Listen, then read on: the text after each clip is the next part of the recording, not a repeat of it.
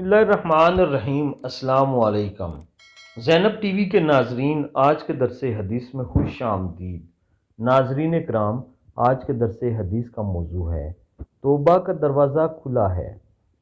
نبی صلی اللہ علیہ وآلہ وسلم نے ارشاد فرمایا، زنا کرنے والا جب زنا کرتا ہے تو وہ مومن نہیں رہتا، وہ چور جب چوری کرتا ہے تو وہ مومن نہیں رہتا، شرابی جب شراب پیتا ہے تو وہ مومن نہیں رہتا۔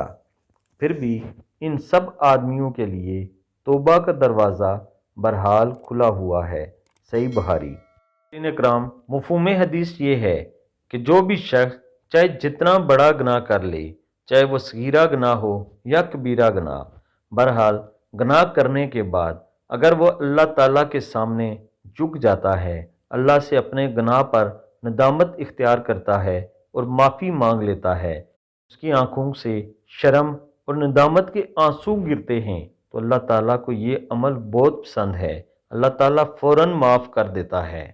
ناظرین کرام، دوست، ایسے کبیرہ گناہوں میں نہ پڑے، لیکن اگر کسی سے ایسے گناہ سرزد ہو گئے ہوں تو وہ فوری طور پر اللہ تعالیٰ سے معافی مانگ لے، توبہ کر لے اور اللہ تعالیٰ کے ساتھ وعدہ کر لے کہ میں ایسا گناہ پھر کبھی نہیں کروں گا، اور اپنے وعدے پر قائم رہنے کی حتی الامکان کوشش کرے۔